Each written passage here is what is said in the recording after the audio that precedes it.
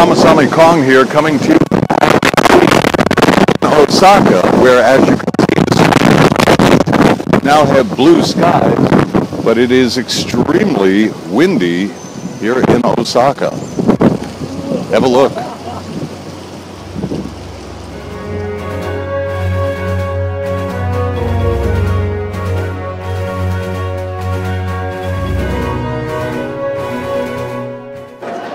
Long waits, long lines, lots of confusion here tonight at Osaka Station as a result of the high winds. Many trains canceled, and apparently, I'm not exactly sure how, but the high winds have caused this escalator to stop.